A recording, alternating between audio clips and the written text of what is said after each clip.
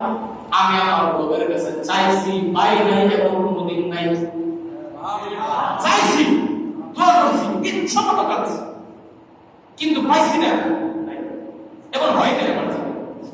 হয়তো কিছু সময় নগদ পাই ফেলছি, হয়তো কিছু সময় 1-1.5 মাস 3 মাস 1 বছর পরে আমি পাইছি।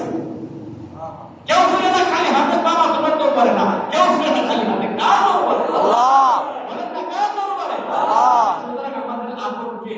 আল্লাহ। আমাদের সবচেয়ে কাছের কে? আল্লাহ, বলেন না আল্লাহ। আল্লাহর কাছে চাইতে কোনো অসুবিধা আছে না? লজ্জা শরম না?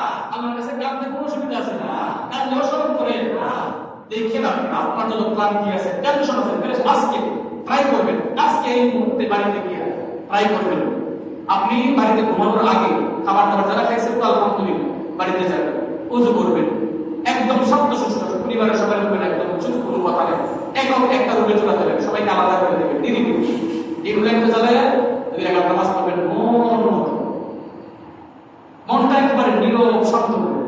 এরপর একটা দোয়া করবেন। দোয়া কবুলের একটা মাধ্যম হলো দোয়া রাখাতে ওষুধ করা। রাসূলের ওসিলা দিয়ে কিন্তু আল্লাহ সুবহানাহু ওয়া তাআলা করেছে।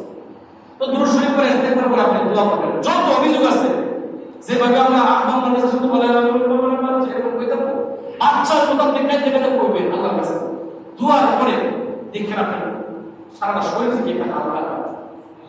ওই সময় যদি আপনি ঘুমান, এর মতো শান্তির ঘুম পৃথিবীতে পাবেন। ঘুমের টেবিলে আল্লাহর কাছে চাইবেন। মোহতারাম হাজিরিন, অনেক লম্বা আলোচনা হয়ে গেছে। একটা আয়াত নিয়ে আলোচনা করতে গেলে অনেক সময় অন্যদিকে যাওয়া লাগে, উদাহরণ দেওয়া লাগে। আলোচনার মধ্যে আমি জান্নাত পরিমাণ করছি না, বিস্তারিত কিন্তু করে দেখছি, কিন্তু করছি সুতরাং কিছু জিনিস আমরা শিখলাম, একটু রিপিট করি। 1 নম্বরে আমাদেরকে সবচেয়ে বেশি ভালোবাসেন আল্লাহ, এজন্য ভালোবাসার মানুষদেরকে ডাক দিয়েছেন কি বলে? আমানু, ঈমানদার বলে। 2 নম্বরে ইস্তাঈনু, চাইবো একমাত্র আল্লাহ, দুনিয়ার কোনো কারোর কাছে চাওয়া, রাজা বাদশার কাছে, এমপির কাছে, মন্ত্রীর কাছে, ক্ষমতাশীলের কাছে, বাবার কাছে, পীর বাবার কাছে, কিরকাবলা সুলতান সুলেমানের কাছে চাইবো তার কাছে। 1 নম্বরে যা আমাদের ভুলে গেছে কি? 1 নম্বরে যা কোনো হারানোর ভয় নেই, কিছুটা নাই। 3 নম্বরে যা সম্পত্তি হতে অনুদান যিনি সবাইকে ইনসাফের ভিত্তিতে সমান করে দেন, যার যেমন প্রয়োজন।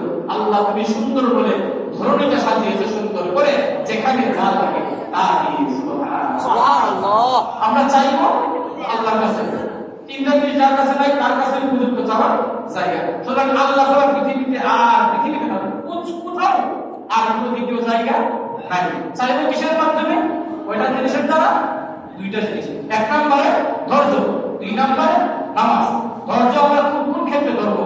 সবর আলাল মুসিবা, মুসিবতের সময় ধৈর্য, সবর আলাল ইবাদত, ইবাদতের সময় ধৈর্য, সবর আলাল মাসিয়া, গুনাহ করতে মন চায় ধৈর্য ধারণ করব, গুনাহ করা যাবে না, বলে না গুনাহ করা যাবে না।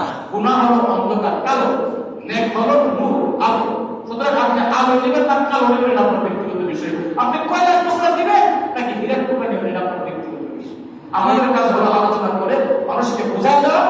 নবীওয়ালা দায়িত্ব, ইয়া আইয়ুহান নাস কুলু লা ইলাহা ইল্লাল্লাহ তুফলিহুন, দাওয়াত দিছি, বলো লা ইলাহা ইল্লাল্লাহ, কামিয়াব, মানলে তুমি কামিয়াব, না মানলে না কামিয়াব। সংক্ষিপ্ত ভাষায় হলো মানলে আল্লাহ কর, না মানলে।